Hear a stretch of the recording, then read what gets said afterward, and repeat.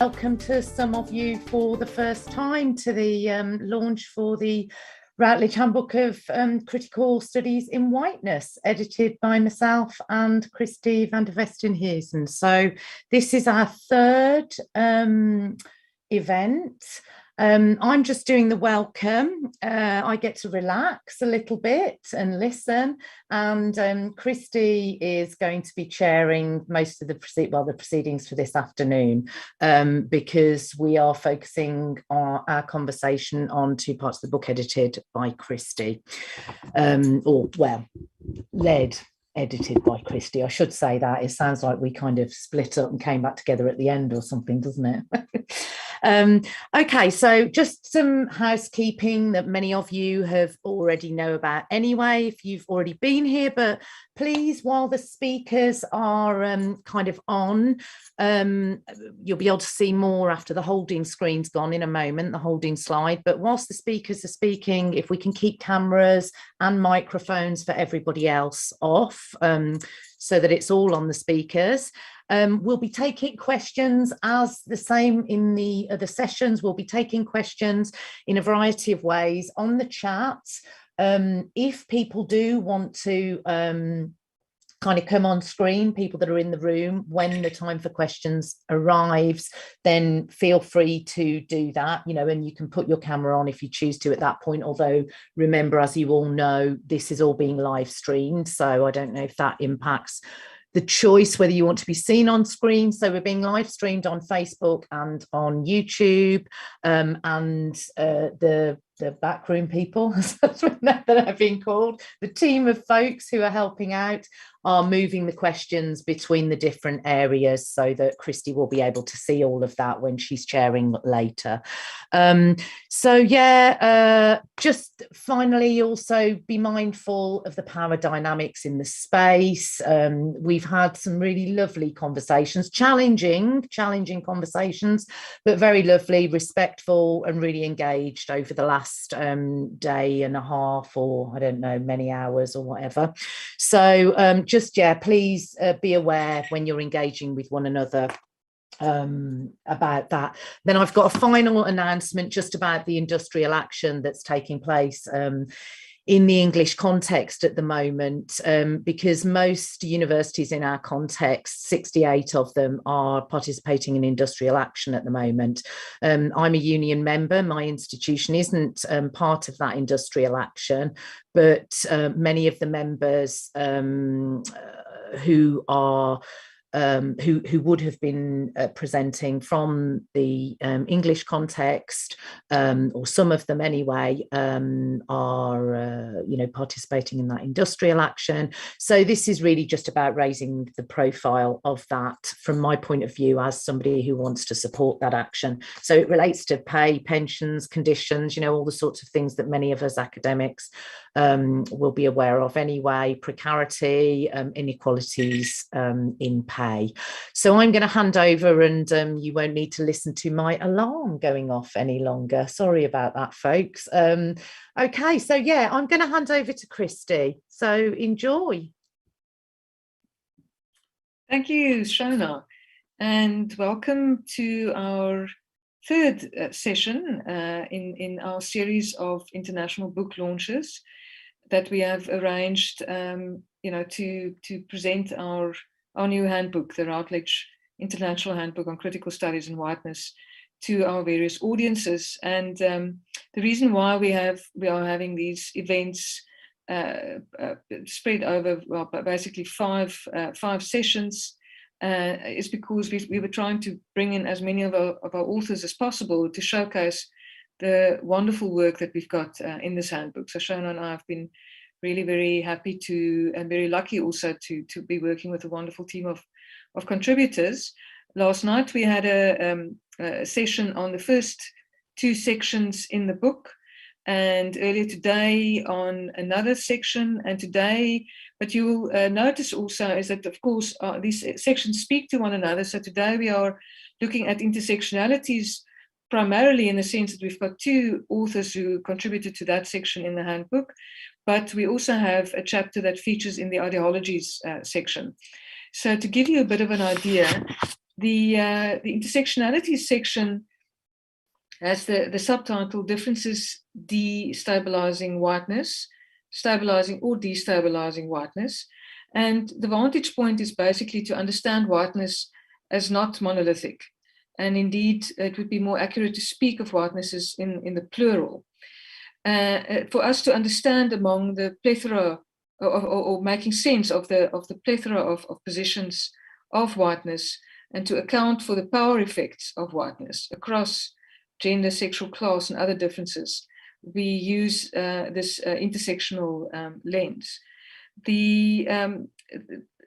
Ultimately, one is trying to understand how there are the different lived ways in which differences are intersectionally mobilized with or against other social categories, particularly because, as we know, subjects don't simply occupy a singular position. We all, if we think about our lives, we all straddle actually multiple positions at the same time. And some of those positionalities might be normative and some of them might be non-normative positionalities. I've used the term intersectional shifting to try and actually make sense of how others that are internal to whiteness, because as we know, whiteness is a stratified power formation. So others internal to whiteness wield their whiteness to compensate for the power deficit that they might be experiencing because of these intersectional positions that they occupy. And the most obvious one would be femininity. I see Lwando nodding in agreement there. Femininity, of course, as something that or a positionality that is shared both by women and by some gay men at least. So well, there's in any case a social feminization, as we know, of gay men. So for example, to make sense of that, we find intersectionality is a very useful way of approaching these differences. In this particular chapter, we have various authors contributing. I'm very happy to say that today we have Lwando Scott with us, who's at the University of the Western Cape here in South Africa. And we also have Theo Sonnekus with us, who wrote this chapter in his capacity as a postdoc at the University of Stellenbosch, also in South Africa. And then we also have with us Ashley Mattheis, who is based in the United States and has a complicated institutional positionality at the moment. That's why I'm not going to refer to it. Ashley, maybe you can, I don't know if this is the place and time, but any case, but let's not talk about that right now. But Ashley did contribute a really fantastic and very strong chapter to the ideologies section, which I will talk about in a second. So Theo and Lwando are coming at in their chapters actually coming at masculinities and grappling with masculinities.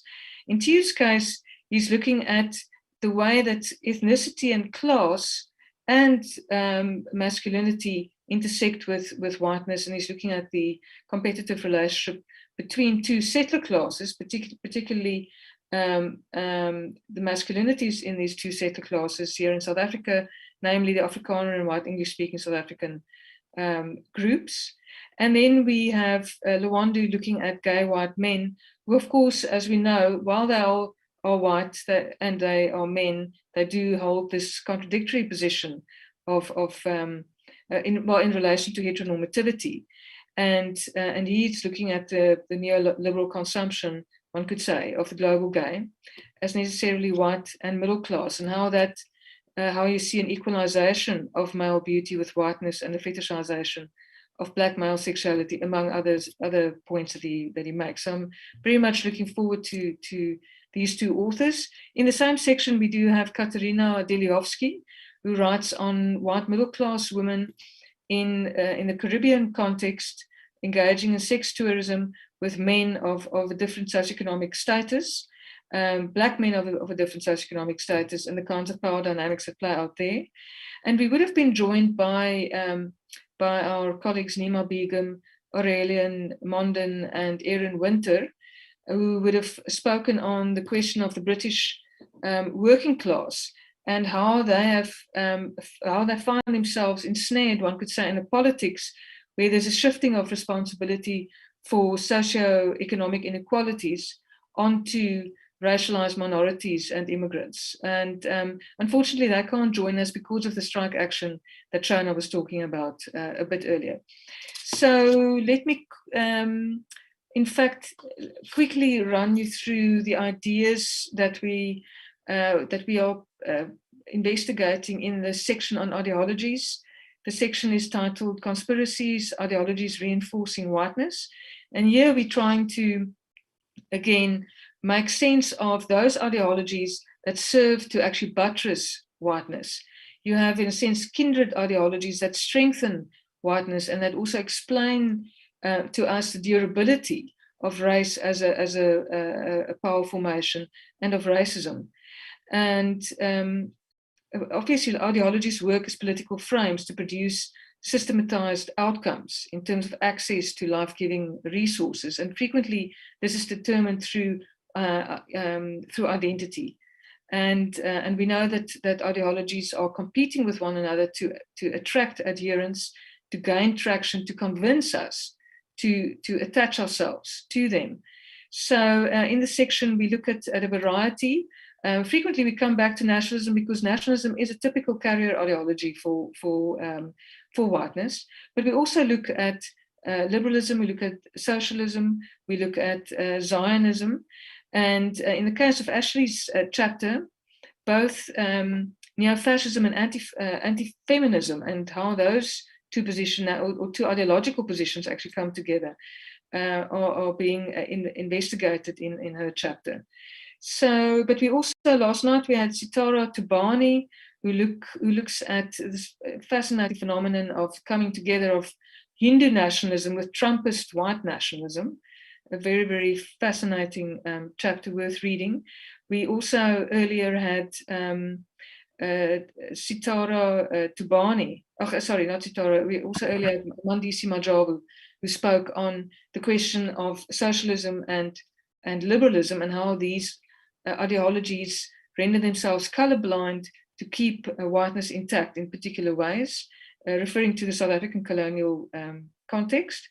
And we have in the same section also Ilan Pape. And I think this is the first chapter or the first writing that I'm really aware of where critical understandings of whiteness are brought in front and center in analyzing Zionism in terms of how it operates in the Israel-Palestine context. So really a wonderful chapter there as well. And then we had Kendra Marston last night talking about post-feminism in relation to British white nationalism, read through the figure of Meghan Markle. So without further ado, let me hand over to Lwando. And Lwando, you have 10 minutes and looking forward to engaging with you. You please post questions and comments in the chat section.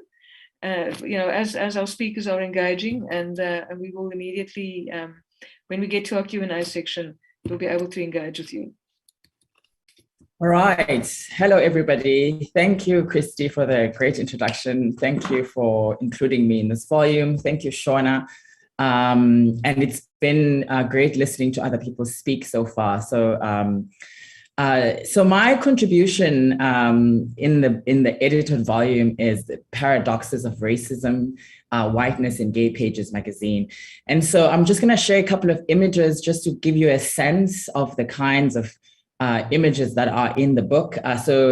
In the magazine. So this is a screenshot of kind of the covers that have been part of the magazine throughout the years. The magazine started in 1994 in South Africa, which is also the dawn of our democracy, ironically. And so this is kind of a shot so you can just get an idea of how the images look like on the cover. And particularly in this piece, I focus on the cover of the magazine. And then this is particularly the image that I kind of hone in the chapter in the edited volume. Interestingly, So this was the first cover in about 24 years of the magazine existing or so, to include a Black person on the cover itself. Of course, the clincher there also being that the Black person arriving in the magazine is accompanied by a white body. And then, and subsequently, at the end of last year, there was the first Black kind of cover, Black cover of Gay Pages magazine. And I've got the magazine itself here, and I haven't really interrogated what's going on here. But I think this itself is very interesting in terms of what's going on with the magazine. But really, this is where the chapter comes from. So,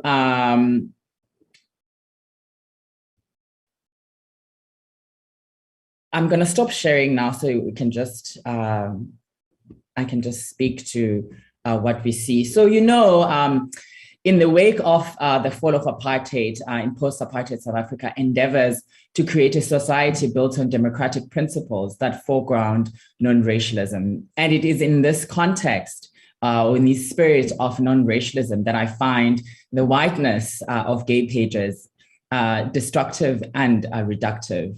Here, I also want to echo, I think, Christi from last night, who talked about seeing scholarship as activism. I think that's very important as I go through this piece. Using the work of Toni Morrison, Dimitri Erasmus argues that, I quote, "In the ongoing process of our liberation, we must create openings in the racial house. We must refuse to live by its rules and domination and its significations." Now, close quote. Now, taking on the challenge of refusal, in my chapter in this edited collection, I'm arguing against the racism perpetuated by Gay Pages. Here, intersectional politics are necessary if true freedom, if true sexual freedom is to be achieved, because there is no queer freedom without Black freedom. So my refusal of Gay Pages, if you want, and what the magazine represents, is grounded in a commitment to a kind of radical queer politics that takes seriously intersectionality. And by radical queer politics here, I mean that there has to be a recognition of history and how history shapes the lives we live today.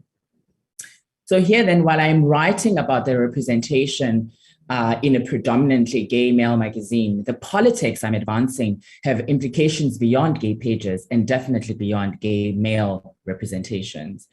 The interracial cover that I focused on in this chapter was introduced as progress that Gay Pages was making. And this progress was presented at a Queer African Visualities conference at Northwest University. So of course, after the conference, I was fascinated by the work of this specific covers. Given the history of overrepresentation of whiteness in Gay Pages, what is the function of this singular cover? What does this cover do, right? So in the post-apartheid South Africa, gayness continues to be synonymized with whiteness, right? And simultaneously, there's a constructing of Africanness and queerness as mutually exclusive. So it is important to remember that Gay Pages chooses the particular kind of racist constructions and articulation of gayness where Blackness is ignored. And by doing this contributes to the kind of violent alienation of Black queers in this country.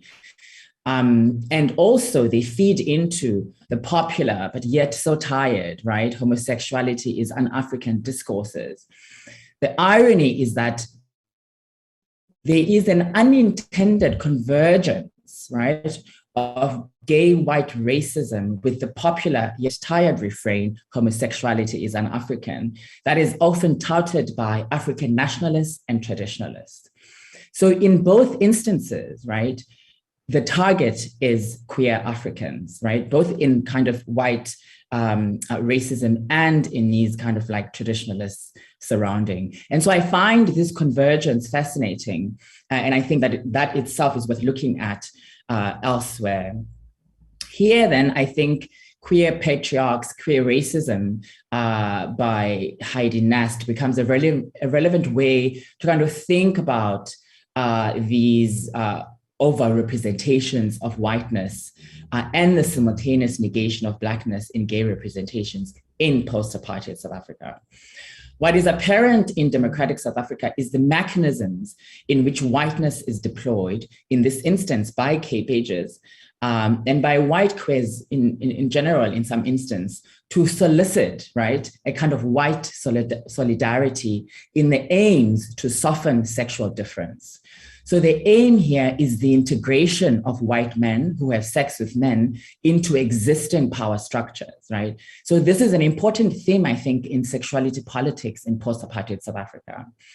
In post-apartheid South Africa, hegemonic whiteness within sexuality, that is to say, white gay men, continue past injustices and get away with it because they are also victims of homophobia. So again, it is in this matrix, right, of homophobia's victims, but racially oppressive, that we find white gay men utilizing and reproducing white privilege. The continuous reiteration of white bodies on the cover of Gay Pages magazine sends a powerful message of affirmation of white gay identity, while simultaneously, of course, negating Black queer existence. The negation of Black queerness can be linked to what Achille Mbembe in his book On the Post-Colony termed the negative interpretation, where Africans, in this case, queer Africans, are seen through stubborn Eurocentric pathologies. I'm moving towards closing now. The monolithic representation in reproduction of gayness in Gay Pages misses much about the vibrancy and the expansiveness of queer cultures in post-apartheid South Africa. In Gay Pages magazine, there's an ongoing, desire to replicate and reproduce global North queer sensibilities and aesthetic, even though they are incongruent with the local landscape to a very large extent.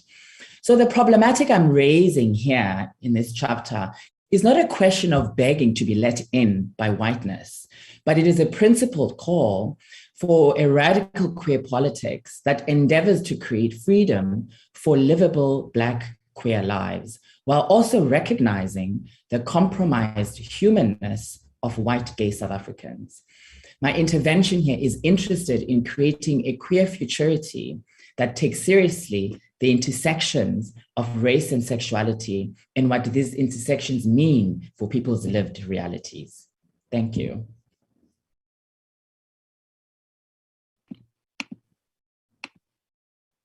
Thank you, Lwando. Wow, that was very impressive. Earlier on, we also had our speakers just like slotting into the 10-minute time slot so well. I'm extremely impressed. But it means that we will have more time for abundant conversation later. So I appreciate that. Thank you so much. That was very, very interesting. And as mentioned earlier, please post your questions. There was a question whether the session is being recorded. We are actually recording it as we are streaming it live to Facebook and YouTube. And you can actually go and find it there on the CANRAD pages in both cases. Without more ado, Theo Sonnekus will be our next speaker. Also, his chapter also falls within the intersectionalities section. Theo, over to you. Theo, your camera is a bit okay. I think it's settling in. All right. There we go. It just takes a moment to stay. Okay, there you are. Right. I just want to start off by thanking Christi and Shona for inviting me to contribute to this volume. And incidentally, when they first asked me, at the time I was reading The History of White People by Nettle and Painter. And I think that this book and Painter's approach really provided a compelling framework for looking at whiteness and its pluralities, as Christi mentioned, because Painter, like others, I'm thinking specifically of Mattheis, claim that whiteness is that at different points in history, various groups of people or different people qualified for whiteness or were disqualified from whiteness, depending on all of these other identity positions that intersect with their whiteness. Now, this is important, I think, at two levels. The first is that it is, as I've mentioned, it is a compelling argument for, or a counter argument for whiteness as embodiment. In other words, that whiteness is something that is automatically conferred onto people with light skin. So, for example, so historically you have immigrant whites who are considered not white, or almost but not quite white. And this is the same for the Afrikaners in South African colonial history. And then obviously moving closer into unionization in the early 20th century. So that really was my starting point. So first of all, to address this issue of embodiment. The second, I think, is really is a pedagogical concern. So when you are involved in teaching, and especially teaching something like critical race theory, it's quite an abstract concept, trying to get students to understand what you mean when you say that race is a construct. But when you can argue that race is a construct because it isn't stable, that it is mutable, that it changes across time, I found that is actually a much more productive way to engage them. So that was a big leap from embodiment to undergrad teaching. But regardless, which I think this book is actually wonderful for. I think it's got a lot of room for course development and for teaching. But I'll move on. So in the case of the Afrikaners and the British, so we have two settler identities, or white settler identities. And they are both, in a sense, vying for a type of or brand of nationalism, which in the case of the Afrikaners is a nascent Afrikaner nationalism in its infancy. And the British come with the conceits of empire. And what happens, and what history points towards, the evidence is there, that in this schema, the British emerge as having true or possessing true or authentic whiteness. And this is based on the fact that they can rely on the way in which the English language had developed, for example. So they have appeals to, let's call it, an idealist or a high culture. They come from a powerful economic position.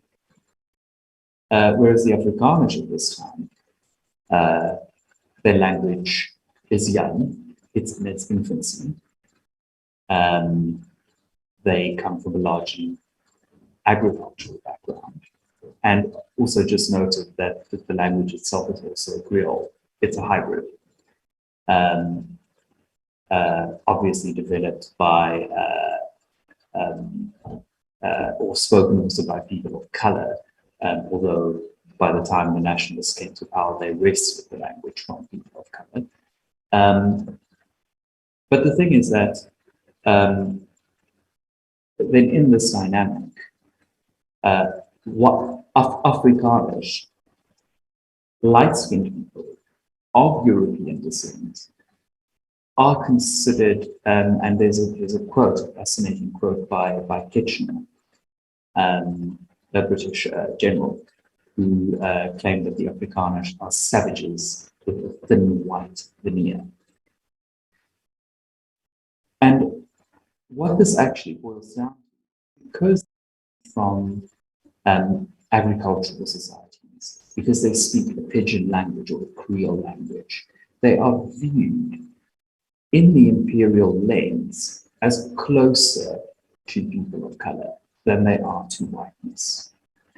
And because of that, they are essentially disqualified and denigrated, really. And I think that what is, and I never actually thought about it this way until I started writing the chapter, is what makes this unique.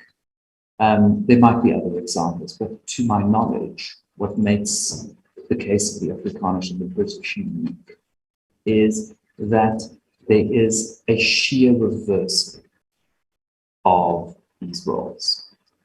And what this tells us very convincingly is that whiteness depends on power, economic, social, cultural, political, because the moment the Afrikaners, following the electoral victory of the National Party in 1948, once the Afrikaners can start deploying these modes of power, once they shift their class position significantly, I think that the growth of the Afrikaner middle class in the mid-20th century is probably one of the most incredible or momentous growths of the middle class historically. So then finally, at least at a class-based level, at the level of what could be considered a respectability, they can challenge the old enemy. Because another thing is that these tensions, these hostilities and hatreds between these two white settler groups never quite receded from popular memory. So we see them re-emerging constantly, and then we see them re-emerging specifically in those milieu that are the breeding ground for hypermasculinity, such as the military. And curiously, in this case, homosexuality or the accusation of homosexuality is used in order to denigrate the whiteness of another. And in this case, the whiteness of English speakers. Because remember that these slurs didn't necessarily only focus on actual homosexuality, but anything perceived to be weakness or disloyalty to the state. So really, I think that the this reversal, this race with the British leading and the Afrikaners falling behind, and then the Afrikaners leading with the British being considered outsiders, or at least in that scheme of whiteness as outsiders, is quite interesting. So as you can see, I kind of decided to wing it, and I hope that yes, I hope that we can engage on this further. And I think Christi will be happy that I didn't even make 10 minutes, did I? Must have been 5 minutes, but no, anyway, thank you very much. You've been exemplary. Thank you so much, Theo. Yeah, lots to chew on there. As mentioned, there's the chat, and any thoughts, feelings, comments, questions, please do post them. I'm going to hand over to Ashley. So Ashley's work is also is fascinating because, in a sense, and I'm already seeing resonances here across these two sections and across these papers. But here we have basically a particular mobilizations around heteropatriarchal whiteness. So we can already see a strong resonance with both our previous speakers. So Ashley, over to you, and yeah, you've got also 10 minutes. Thanks. Thank you. I would like to also say thank you to the other panelists whose work is amazing and the contributors of the book, and thank you to Shona and Christi for inviting me and having me today.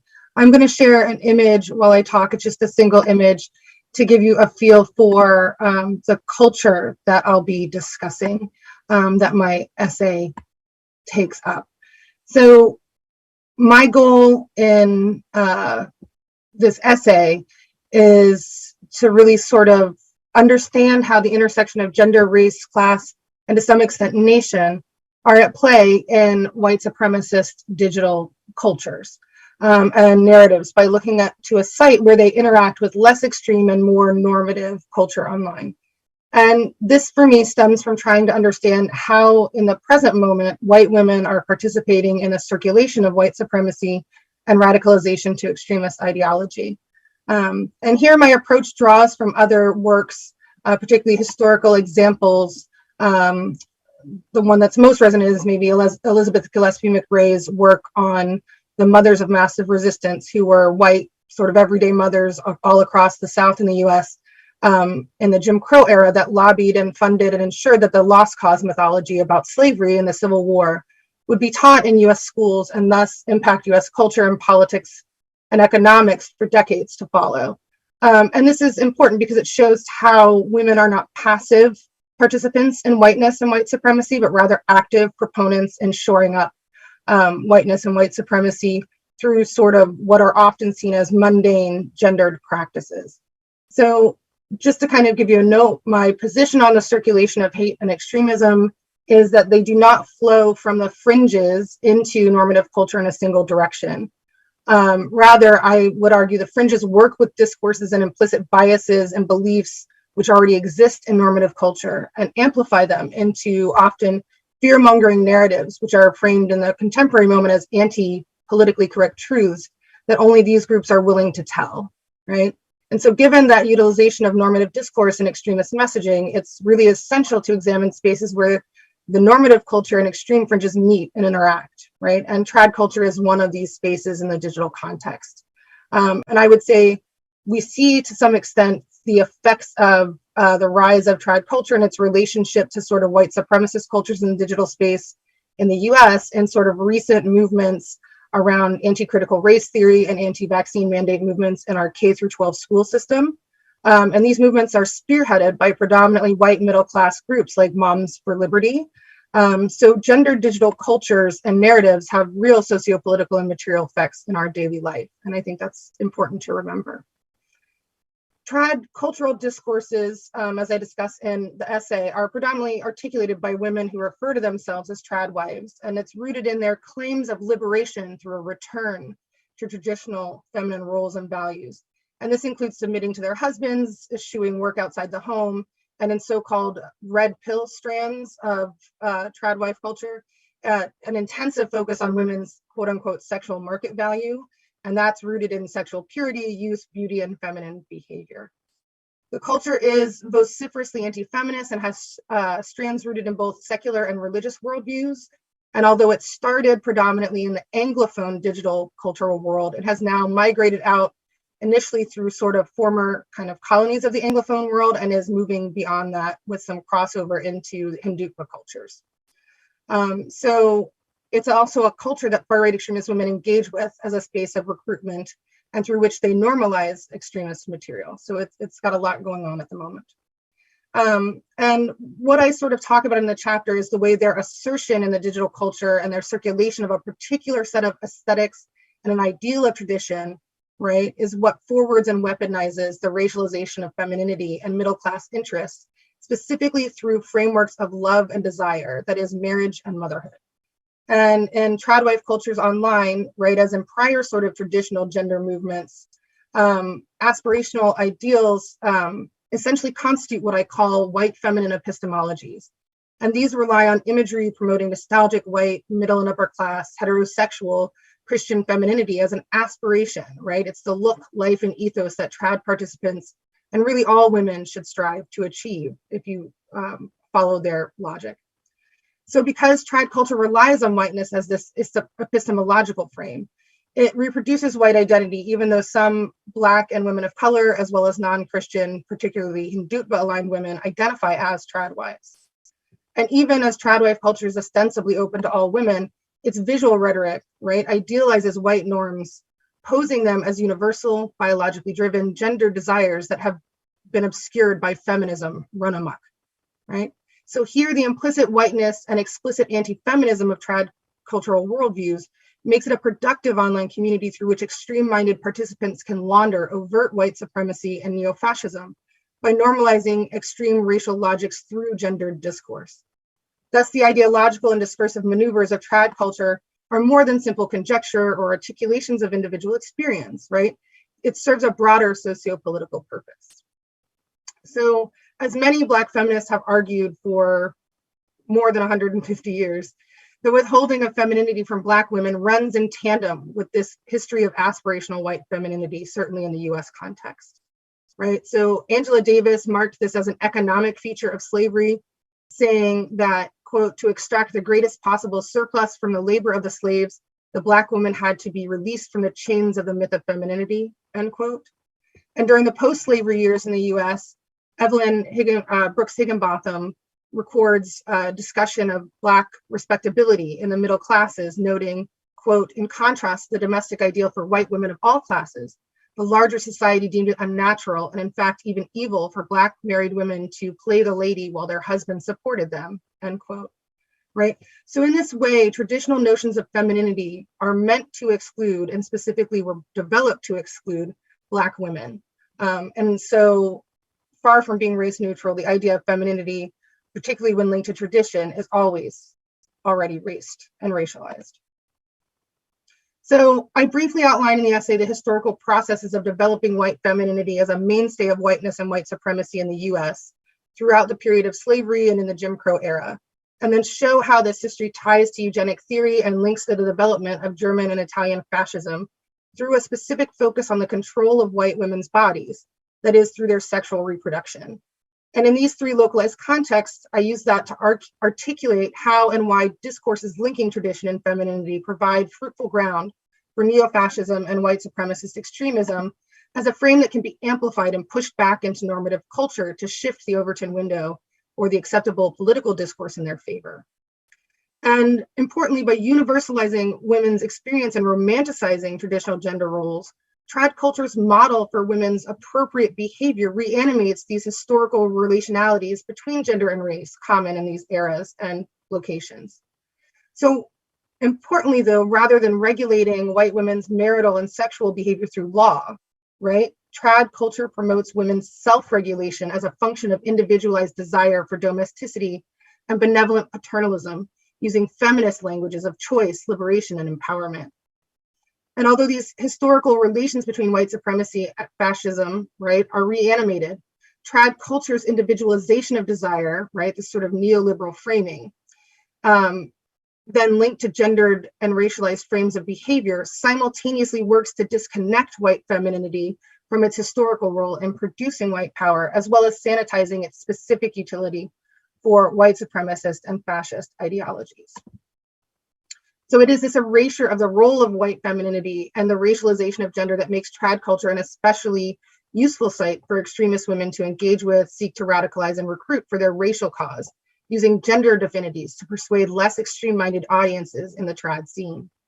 Moreover, multiple studies of white supremacist women, and now the few studies of trad wives, show that these two milieux are deeply engaged and interactive. So trad culture, importantly, has to deal with a cultural acceptance of women's equality built up through feminist movement, right? Not that that's complete, but they have to deal with that narrative. And to do that, trad culture leverages post-feminism, right? The idea that feminism has done its work and we're all equal now, along with this neoliberal framing of a return to femininity as an empowered choice.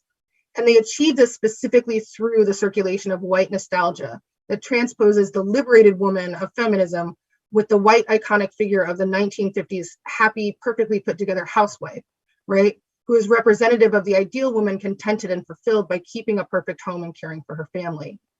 This enables trad culture to act as a space where white epistemologies are reconstituted, normalizes and circulated through narratives of gender by promoting a specifically white, feminized hope of return to a simpler time and a golden past. And that nostalgic vision and framing is intrinsic to both white supremacist and neo-fascist ideology and narrative framing as well. So in this way, trad digital cultures act as a borderland, a liminal space that provides both ingress and egress for visual rhetoric and narratives that promote whiteness implicitly through a white feminist epistemology, resulting in the proliferation and circulation of white supremacist ideology between normative and extremist discursive frames. Ultimately, trad culture online showcases how gender is enmeshed in what Patricia Hill Collins calls the matrix of domination, in ways that shore up discrimination along other vectors of the matrix, right? Race, class, sexuality, nationality, etc. Here, the intersection of race and gender are especially clear, as notions of traditional femininity, right, read white, are used to reproduce whiteness while seeming not racist or even racialized at all. And this indeed is a primary mechanism through which whiteness and white supremacy are sustained and developed. It's how whiteness and white supremacy remain dynamic and adaptive to movements for social justice and equality. Thank you so much, and I look forward to our discussion and your questions.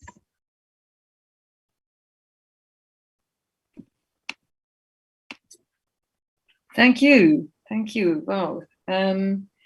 We've got 3 very strong papers here. I'm excited about our conversation. And firstly, I'm not seeing any particular questions at this point in time. And before I jump in and abuse my seat, let me first ask my panelists if there are any particular points that you want to interact on at this stage. I'm seeing some interesting resonances just in terms of the if one thinks of gay white male identity, you know, and its relationship with this kind of patriarchal whiteness and with patriarchal masculinity, which Theo is addressing in his paper, because in a sense Theo is talking about a competition between patriarchal masculinities.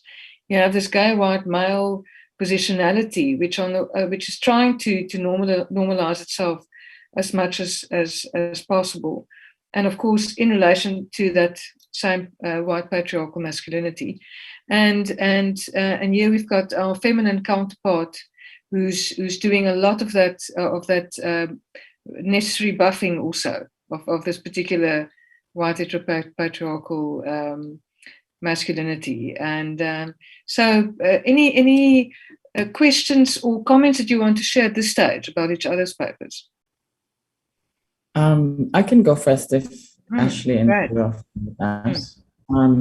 So both papers, I mean, I thank you, Ashley, and thank you, Theo, for the thoughts that you are bringing in. And I agree there are so many points of convergence, if I can use that.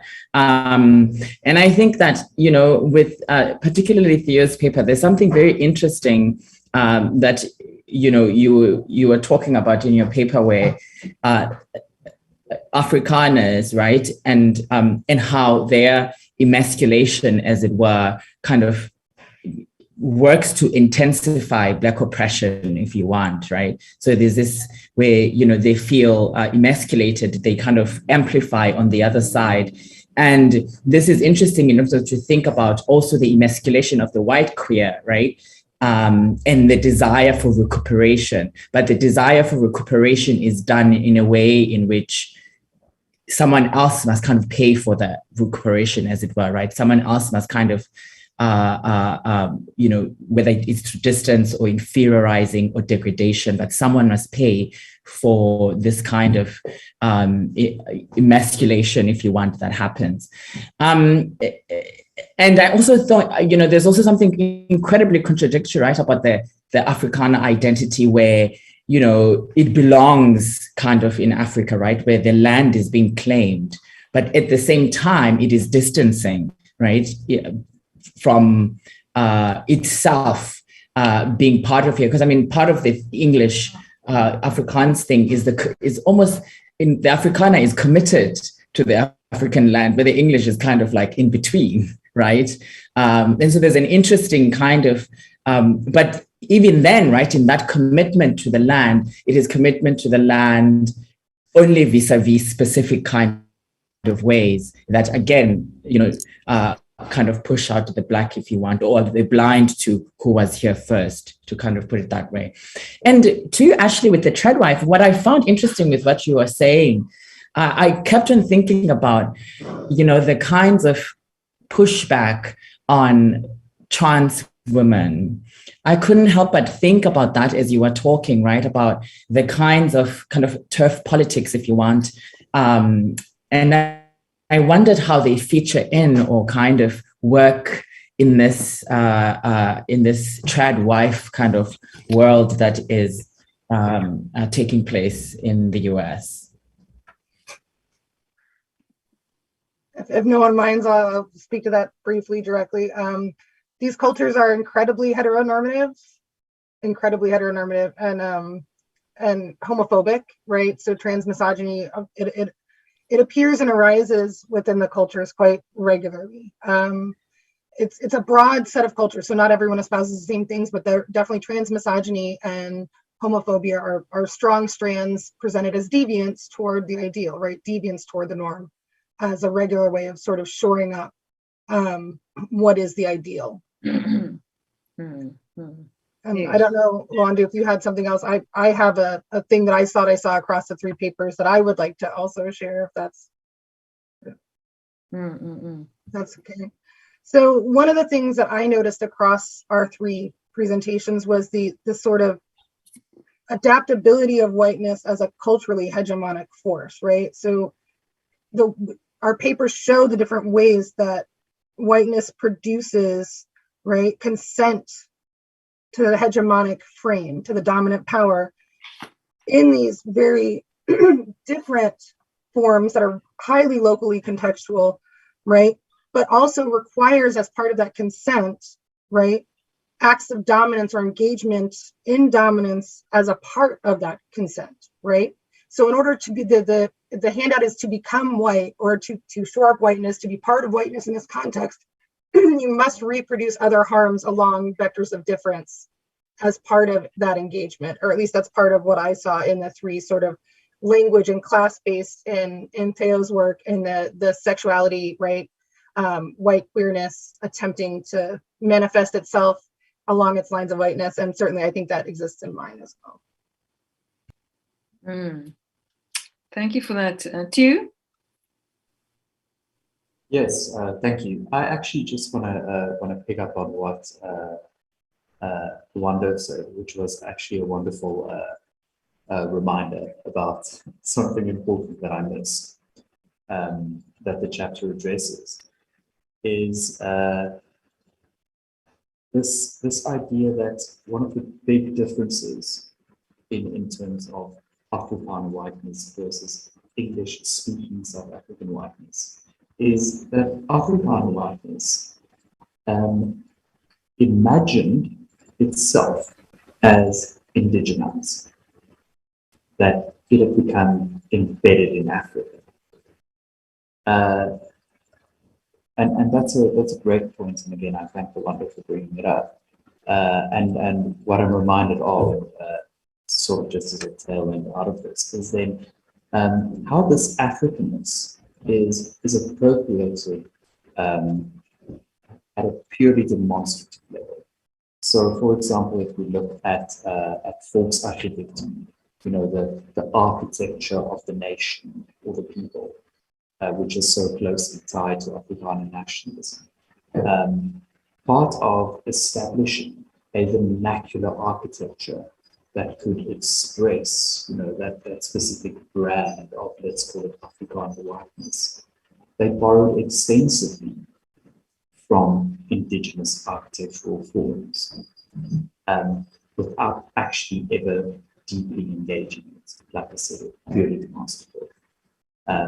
But yes, that difference of the Afrikaners completely extinguishing or attempting to completely extinguish European heritage versus the English, who are considered by the Afrikaners in a negative way as having connections and often emotional connections. So So yes, thank you for bringing that up, and thank you to you as well, Ashley. I really enjoyed your presentation. Yes, because I'm also thinking, Lwando, you made an interesting point there, quoting Achille Mbembe, when you were talking about the queer African being seen through the lens of European pathologization, and I think Ashley is putting her finger on some serious Western white pathologies, basically, but you were saying basically that that's where this discourse about homosexuality, so-called being un-African, that it's actually drawing on these European pathologizations, basically. So, and I thought that was an interesting point as well. And then this convergence then with white racism, and taking Ashley's point about how important, how absolutely intrinsic heteronormativity is to this construction. In fact, I don't think the trad wife is impossible without heteronormativity. I would say she completely her existence hinges on it because of the question of social and sexual reproduction, or biological reproduction, basically, actually, in the first place, and then social reproduction. I want to bring in Shona, except if there's a quick other comment from the side of our panel. Otherwise, let's hear from Shona. Well, if people want, if the panel want to come in on what you were just saying, then I'm cool to kind of hang on. It links, but I'd be interested to hear if people have got reflections on kind of that point you were making, Christi. I can see Lwando is Lwando. No, yes, no. Well, yeah. There's an interesting thing about. I've been trying to think about.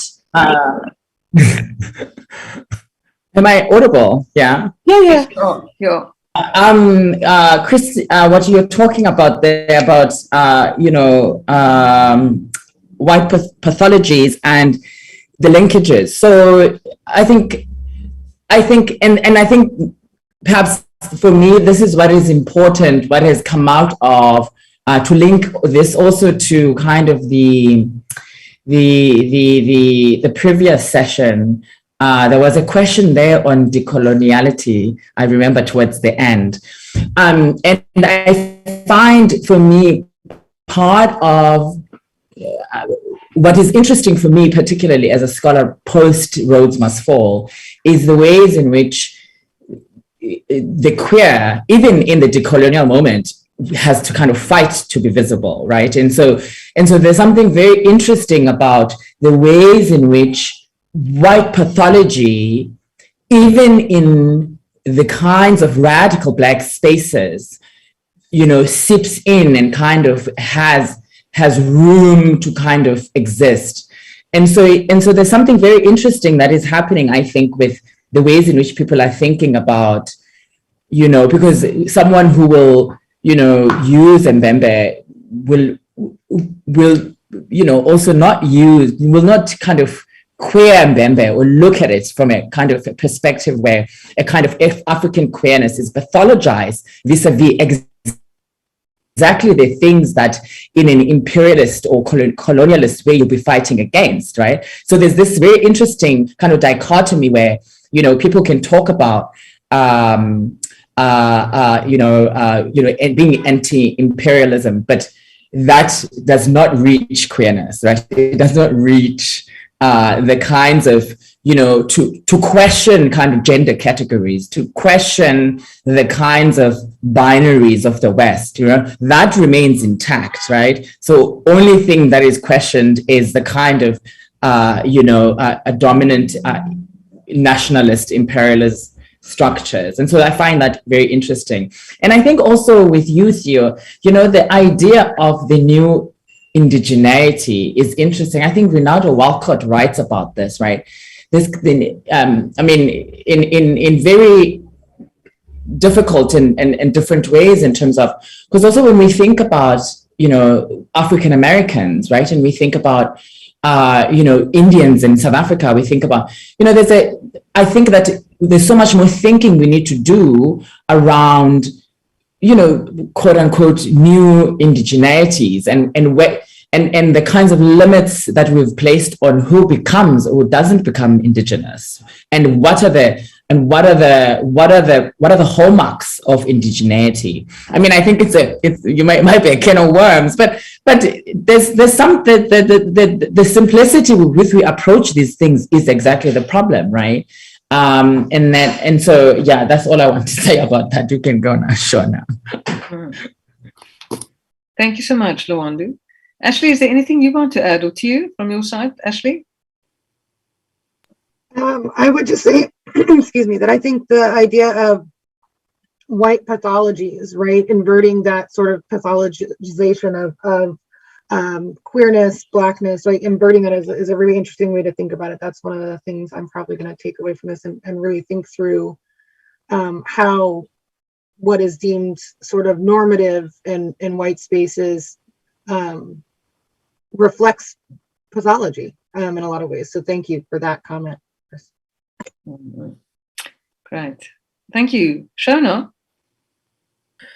Yeah, I mean, I'm just seeing another question that's come in, but actually what I wanted to bring up and ask across all of the papers does relate, probably unsurprisingly for Lwando, I don't know, but to where you kind of took that response, Lwando. It's really interesting, actually, also thinking about the indigeneity aspect. So I wasn't going to say this before, but I'll say this now because, again, I think it links, but it reminded me of after the very first White Spaces conference, actually, and we had these discussions even then, so like 13, 14 years ago, about this issue of indigeneity, and we were all coming at it, located across all sorts of different settler contexts, and we were talking about it through these kind of different ways of engaging. So I think that is a can of worms I probably don't want to maybe open up, but I think it does relate to the issues of pathologization, humanness, and the sort of categorical relations that are still very often being evoked. And over the three sessions, really, I think we slip in and out of analysis, modes of questioning, speaking about these issues, which is and I mean, I kind of hold on to that term domination, and I feel very complicated about that for all sorts of reasons, actually, some of which relate to the way it's used in thinking through sexualities, actually, but maybe that is, I don't know, too many cans in one set of worms or whatever. But I think there's something really important that your papers all show in relation to, well, where I started off actually was this, let me get my quote right. Was it Theo? No, it wasn't. It was you, Lwando, I think, who talked about compromised humanness, who used that notion. And so my earlier question was going to be posed like that, really, because I think when we start thinking about the complexities of colonialities, which is how I think we can get into thinking more deep, what I would call anyway, more decolonially, because the very mode of categorization for me is a white mode of being and doing, and I won't go over what I tried to set up anyway in the first session around the another triad. We've had so many triads or multiplicities or whatever. But I also think this relates to directly, actually, for me anyway, it was raised again when I was listening to Theo's kind of paper, and you used the quote from Kitchener, Theo, which I thought was kind of great, because I use another quote from him when I teach, and I've noticed there's a couple of my students here, so they're probably a bit bored of hearing about this, but actually it comes from I think it's a Cohen chapter, when he draws on Kitchener's quote, and I might be slightly misquoting, but it's about the soldiers when they're washing themselves clean in the context of war. So it's in the context of, and he says, who knew the working classes had such white skins? And I talk about the ways in which, so of course Kitchener then is talking about the English working classes. So I think I just found that really interesting to think about the way you were using that. So this is all a bit long-winded, but I think what I'm interested in putting on the table, and I don't know whether it's fair to ask you all to reflect. If you can, I'd like you to try, and maybe we can keep it going. But putting on the table this issue of what it really means to think about the rehumaning. You know, again, we thinking about Dimitri Erasmus's kind of book, when we are thinking about the intersections and the either the pathologized, and I mean that's potentially problematic also, but pathologization of whiteness, you know, working classes, all of the different kind of ways of being a damaged white, if I can use that, I don't know, problematic as it is.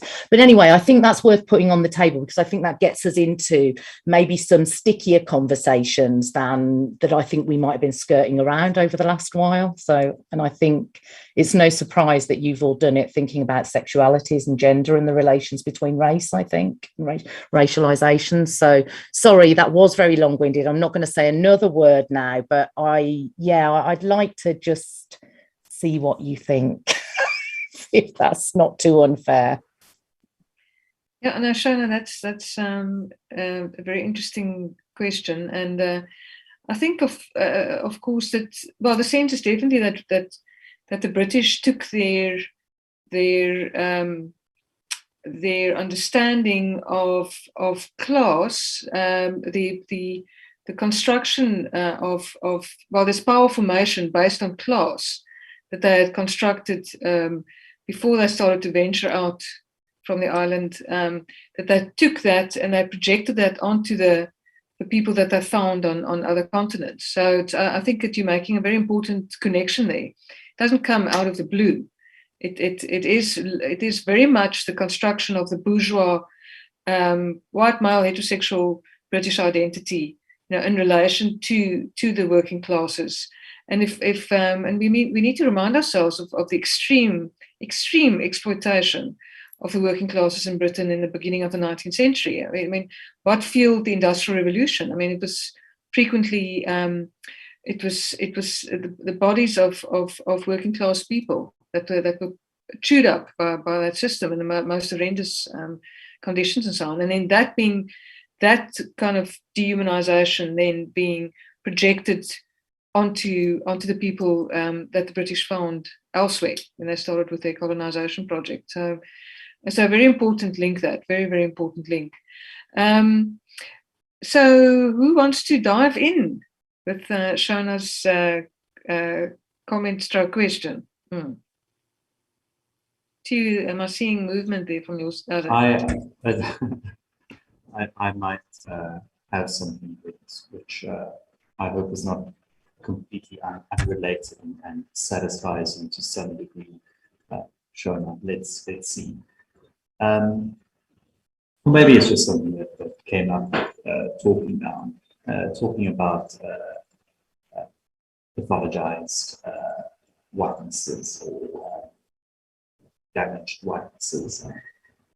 What's curious is because what Lwando is discussing is, especially in the South African context, and I'm sure that it does, and I'm sure that it does travel globally. There's a conflation of whiteness and gayness.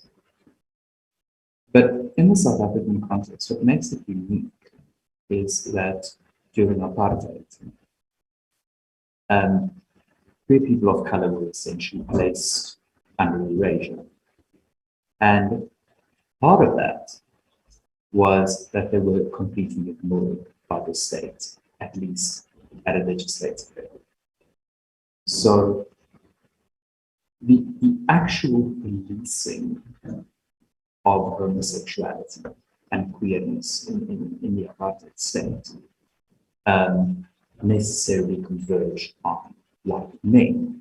And there are obviously many reasons for this, one of them being that male homosexuality was also considered an urban phenomenon. In other words, that it manifested in those spaces, which were white spaces, which were restricted to white people. So when we talk about how do you then try to compromise for, because it's a curious situation of on the one hand occupying or being able to access privilege from whiteness, but at the same time being more money and being urban based on your racial identity makes you more visible and therefore more detectable. So it's easier for state forces to detect you because if you look at the literature, they always discovered homosexuality in the apartheid system, in the white apartheid system. And it would be curious to know to what degree did that become internalized. We're talking obviously about a specific generation of white women in South Africa also, but to what degree did that become internalized? Not only this the shame that was forced on them, but also how do they then deploy symbolic violence at another level to make up for or compromise. And yeah, I think that it's as Lwando so beautifully explores, I think took shape in visual culture. It's definitely not something new. It's been part and parcel of the gay press in South Africa for decades. But yeah, so Shona, I don't think I have an answer for you, a concrete answer, but I think I'm creating more questions. What happens? What happens with let's call it white quote unquote white trauma when it transfers over? How is it dealt with? What kind of other problems does it actually create? And I think that's it. Can I just say, I think that was absolutely brilliant, because what you did there was kind of what I've been pushing towards, really, and I did it very ineffectively in my musings. And it's again this relationship between materialities, signification practices, and affect, or bodies, or however we think about those things. And I really think that when we start to think about humanness in whatever sorts of languages we want to push, we have to think about all of those things together.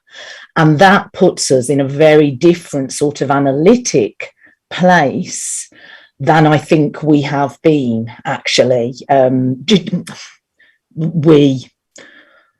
If there is such a thing as a field as critical whiteness studies, which we maybe we'll get to that. But yeah, thank you. I mean, that was just really helpful for me. So Very welcome. Lwando, Ashley? I mean, I think, Shona, at least in the US context, right, there's also a history, right, of the development of whiteness through its seductive capacity, right, to engage people against their own interests in that very material bodily sense, right? This is how, in the US context, they split, Black slaves from, oh my goodness, my brain is not working, right? The workers in Virginia. Sorry, totally. There's the word I'm looking for, right? To try to prevent uprisings, right? So that was also a class application to race to protect landowners, right? But these are embodied things, because when this shows up, in particular in gender discourse and Black feminist literature, this type of discussion, right? We start to think about things like Dennis Candiotti's, patriarchal bargains, or bargaining with the patriarchy, right? How do you live a livable life, particularly in gender terms? And I would see this among kind of queer people as well, when one aspect of, right, your sort of difference from the norm has you dispersed among society. You're not in a ethnic group or racialized group, right? You have to live a life, right, out among those things. And so this, I think, in many ways makes some of those seductions, right, of dominance, in some ways survival skills that have to be accounted for real bodies experiencing pain and trying to live their lives, but also I think makes them a very important site of critique and study and understanding the very sort of intersectional factors, right, that go into how people choose to live or attempt to live in those settings, right? And I think that to me is very clear in sort of the discussions of the other two papers of Lwando and Theo's papers, is this sort of negotiating for existence that becomes part of the impetus, right, to consent to the hegemony of whiteness. Yes, to link to Ashley, because the penalties for women who do not abide, by the dictum of to achieve womanhood is through biological and social reproduction, and it happens at a there's a strong psychic dimension to that. I mean, I found that with my own research, a kind of a complete sense of devastation, and if you do not receive that recognition, and where does that place you? How do you survive? How do you actually survive? I mean, if I think of Afrikaner women, where I've done a lot of my research in relation to Afrikaner women, it is unthinkable that you will not go through these various steps that have been laid out for you as a woman, and starting with the reproduction of and multiple children, and of course, well before that, marriage, of course, and all of that, and it must be heterosexual and all of that. So I do think. I do think that you are pointing us in an important direction, also for heterosexual women, because people frequently think that the heterosexuality accords a certain power, but it's basically a disciplinary regime that you find yourself in, and you need to be ticking certain boxes to be recognized within that as a valid subject. And what does it mean to become invalidated? In certain schemas, it means complete disconnection of your community. So in a settler society like South Africa, that can have very particular implications. Could I very quickly make a point off the back of that before Lwando comes in? Because I was thinking about Aaron, Aurelian, and Nima's chapter, or Nima, Aurelian, and Aaron's chapter, I think is the ordering I've got. But which comes from this intersectionality section, and that we would have been talking about today, because of course another aspect to this is the ways in which whiteness is projecting the violence that produces other people's traumas onto the people that it is traumatizing. So the groups of, so thinking about Brexit, the construction of the white working classes by white middle classes and blah, blah, blah. Anyway, I just wanted to throw that in because it reminded me again of the complementarity of the work in the section actually also. And, we can map these projections and the dynamics that I think we're talking about. We were mapping them cross-globally earlier, and now we're kind of mapping them within daily practices. But anyway, sorry, Lwando. Yeah, thanks for that, Shona. Yeah, no, thanks for that. I mean, there's a lot of things now that have kind of muddled coming through here. And there's so many things to say, I guess. Shona, you mentioned, Zimich Erasmus, who really utilizes Fanon, right, in talking about humanness and talking about, trying to get there. And I think that, I mean, I don't know if, this will be an adequate place to have a kind of humanness, humanity kind of question. There is a conference, actually, the African Studies Association conference that's coming up that is debating this Africa and the human. That's coming up in April, I think. And there are some interesting things there that people are kind of mulling over about Africa and the human. And I think that we do come from different, perhaps, schools of thought. And of course, it's difficult not to problematize the concept of human, right? As it has been conceptualized vis-a-vis the West, right? In that, I mean, that category remains unopen to many of us, right? The category of human remains a white production, a white male production for that matter, and the rest of us are still outside of that category. And so I want to connect this to Ashley's point about dispersed humans, dispersed peoples.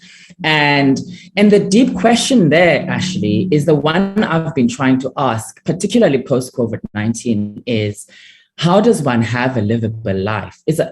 What are the hallmarks of a livable life? And so I think about this in conjunction with the queer in the African context, the queer in the South African context, in terms of thinking about livability, right? And about what consists of that. And then also thinking about our relationality with that. In that, if we think then, I mean, is it what I was saying about, you can't have your queer freedom in South Africa without, with everybody else having absolutely nothing, right? You can't, it's not going to happen where you are going to have a kind of a life existing in a vacuum and everything else around you is not living. And so I'm guessing for me, this is what I'm kind of getting at with the kind of critiques I'm leveling at these kinds of representations, because for me, gay pages remains slecht blankes, right? It remains a trope of apartheid. It remains a kind of a product or technology, even if you want, of apartheid. And so what is, and what does this mean then 25 years on, going towards, 30 years on? What does this mean for us? And I don't know if we're going to go into Paulette's question or is other people going to move into that direction. But I think that's all I'm going to say for this for right now. Thanks. I thought I think we've actually addressed in various ways Paulette's question. But if somebody wants to add something else, but I do want to ask Ashley, and this just comes up. I find it actually fascinating. You make a very powerful point in your chapter about the whole thing of hate and extremism not coming from the fringes, but actually almost drawing actually on normative discourses. And that's and it's a point that you make very strongly, and you actually make the argument very well. And it's interesting to me, if we think of, typically when we think of Trumpist white nationalism or Brexit white nationalism, or so, we tend to think of this as a kind of a resurgence in white supremacism in reaction to neoliberalism. So we think that neoliberalism's, I mean, the economic ravages, on the economic side, but if you look at neoliberalism more broadly as a form of rationality, the hyper-individualization and so forth, the alienation, atomization, etc., and how white supremacism, partly at least, is a reaction to that. But what's very interesting, of course, and we definitely see it with the white right in South Africa as well as elsewhere, is your what you find in your own work then, this drawing actually on neoliberal precepts. So in terms of the trad wife phenomenon, because it's very interesting to me what you were saying, that it's presented as empowerment, and I've actually found that in my own research with Afrikaner women. Most memorably, the one woman said to me in an interview, she said, "Me and my husband are completely equal. It's just that he takes the final decisions." So. And so that's that kind of interesting morphing of these discourses and sort of melding of them together to justify this position and bring in choice, bring in neoliberal choice, a post-feminist choice, bring in this as a form of empowerment. It's my right to decide to have 15 children. So just to sort of, I don't know if it's so much a question as a comment, but I'd love to hear more about that, from your side. Certainly. So in my thinking about how that communicative process and circulation works, I think, and I follow in some senses Aurelian and Aaron's work in Reactionary Democracy on this, right? The idea of illiberal versus liberal racism in that book. The idea that that communication works one way from the fringes into normative culture, it bottoms out at a certain point, and you have to, like, there's also all these long drawn out historical connections, but the rhetoric and the visuality adapts in certain kinds of ways to encompass like contemporary debates, right? So there's clearly a circulation happening there, and sort of pointing to what Lwando was talking about with humanness, right? If we start at the root of some of these things in the early formation of capitalism, right? Who gets to be human, who doesn't get to be human as an economic prospect. In the essay I talk about Laurie Marish, she's got an excellent book on this, right? That white women's liberal democratic identity, right, was founded off their freedom to exchange their labor in marriage, right, their reproductive labor, against Black women's unfreedom in slavery to exchange their reproductive and actual physical labor, right? So these things are folded together in long historical threads, but have to adapt to kind of changing socio-political, cultural moments and belief structures, right? So that's sort of post-feminist framing that you get, where it's like, oh, it is an empowered choice. It's drawn in the liberalism, it's drawn in the feminist backlash, but they also present this as like having 15 children is my feminist choice, because isn't feminism about women getting to pick for themselves, right? So there's this popular inflection of feminism and misunderstanding, and they rely heavily on like the mommy wars framing from the news, right? Like working women pitted against stay-at-home mothers, right? But don't take up the issue of like unpaid reproductive labor in the home, right? Because that moves against their position. So you can sort of see the tensions back and forth and how they're drawn out in the discourse. And I think while we might could argue there's a reaction against sort of neoliberal policy or the effects of neoliberal policy in some of this current sort of rise of white supremacy and sort of Trumpist or Brexit sentiment, I would actually say from the US perspective, a lot of this in our context was racialized. I'm sure you could probably look at Brexit, I don't know that well, and say a lot of that was actually class oriented, right? There's these other things that get kind of blended in through the neoliberal logics that have become embedded in our culture, right? Since the 80s, that I think they're able to draw narratives out that feed the older, longer standing narrative of who gets to be a human and how that humanness relates and what that looks like, right? Because ultimately, in some way, the trad wives, right, in this circulation of whiteness are saying real white women, as close as you can get to kind of being the human, have these characteristics, and they're all those same characteristics from that early formation,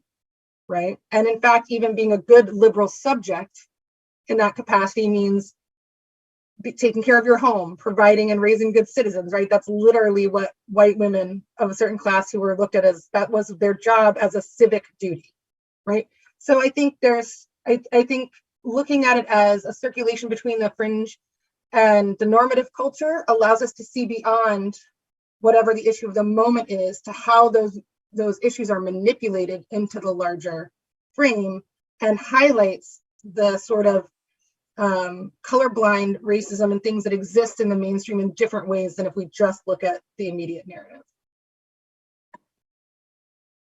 Thank you. That's fascinating. Yeah, very, very, very important points there. So I'm going to ask my panel to wrap up, and you've been so exemplary with your presentations and so on, all coming in less than 10 minutes and all that. So on that note, unfortunately, now you have to try and come in at less than a minute. Please do address perhaps the second part of Paulette's question around responsibility and where responsibility lies for the violence of white supremacy. You can see a question there in the chat. Who wants to kick off? Theo, I see you at the ready. I'm actually completely not ready at all. Unfortunately, at the moment, that's something I'm going to have to mull over. But since we're at time, I'm also going to take the opportunity just to thank everyone again. I'm going to pop my email into the chat box there. And I'd very much appreciate it if you will keep in touch, send me any research, new articles. I'd love to keep track of what everyone's doing and keep the conversation going. So again, thank you very much. Thank you to you too. Who wants to jump in next?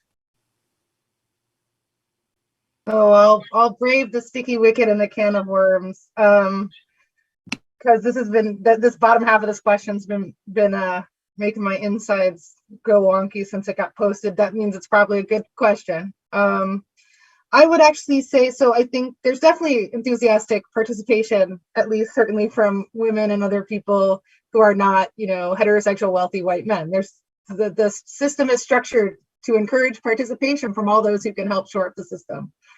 Would I say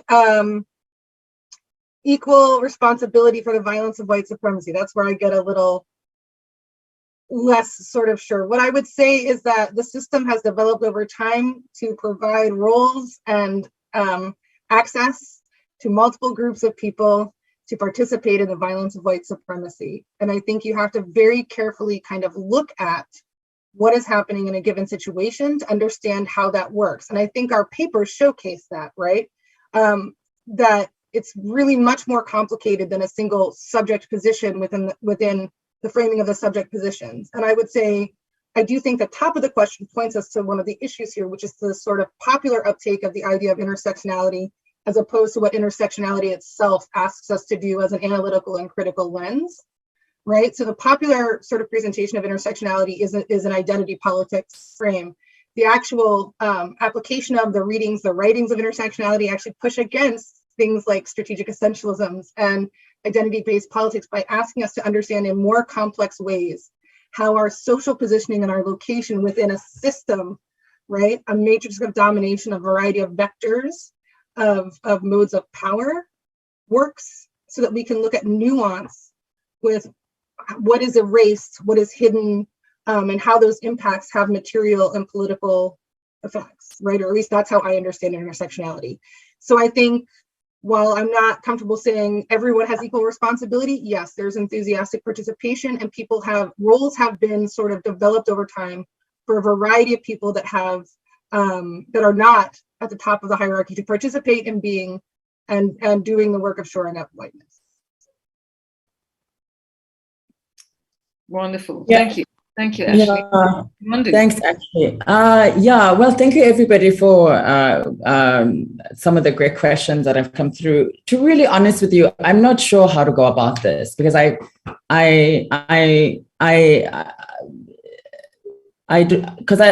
Paulette needs to read the paper and then come ask again, to be really honest with you. Maybe I'll say this. We need to question centers of power.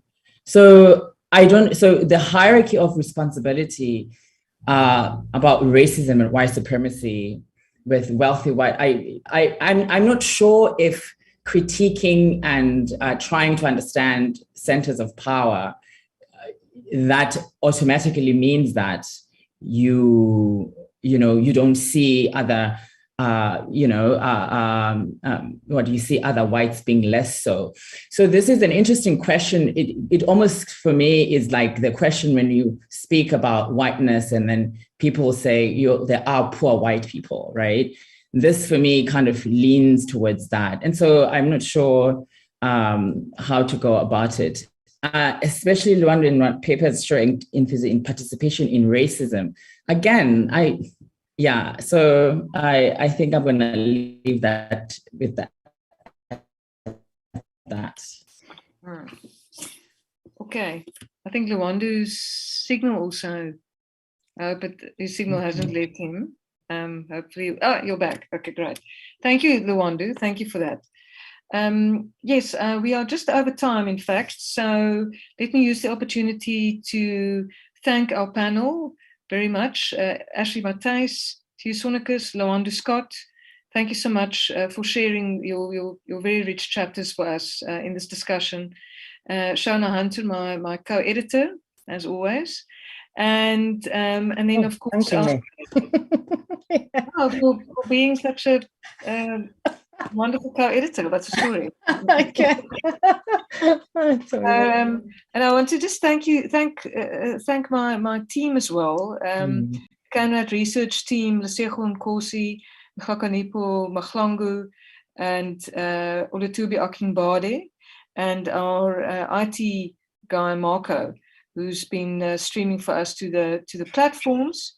These are the people who are making it happen in the background. If you want to revisit, you can go to the Canrad Advancing Non-Racialism and Democracy page on YouTube, or you can go to the Facebook page of Canrad, the Center for the Advancement of Non-Racialism and Democracy. And let me use the opportunity, because I tend to forget, but just to share screen in terms of where you can actually, ultimately we do have a launch here. So where you find this book? Yes, please do. So for our international guests, you will find it at routledge.com. And I see there is some special at the moment around purchasing the ebook. And so, and then for the South African sales, this is only for the South African market. We've negotiated a more affordable rate, and this is on www.loot.co.za. You can go there, and I think at the moment they do have quite a nice discount, a further discount on the much more affordable rate. I also want to thank my director, Alan Zinn, at the Center for the Advancement of Non-Racialism and Democracy, for without whom this, of course, would not be possible. And thank you all for coming out. Thank you to our audience. And we'll see you again. Our next event is tomorrow, Thursday, the 17th of February. And this is on the section called Governmentalities, which is one of Shona's specialities. And it's going to be, I'm really looking forward to it. We've got a great lineup of people, a bumper panel, in fact. A bumper panel. Well, we'll be missing Georgie, though, because of the industrial action. So, but still bumper. Right. And then, and that's at 2:00 UTC. And in terms of Central Africa time, 4 p.m. And then we have our provocations and reflections. So there's a section that actually really go into the controversies that have arisen in the field of critical whiteness studies over the past how many decades. And I've got a number of our authors, in fact, a full house there of authors participating. And we've also got our reflections authors. We've got a wonderful epilogue written by Michelle Fine and William Cross. So, and this this is our very last panel, which will happen at 4:30 UTC or 6:30 Central Africa time. So I hope to see you there, and thank you very much for coming out today. Christy, is the book only available on ebook? No, it is hardback, but it's horrendously expensive. So I don't know whether that was an answer. Okay. Yeah, no, that's it. I think even for the British market. So the ebook version would be better for people, for our international audience. Yeah. Anyway, but thank you very much, and see you tomorrow.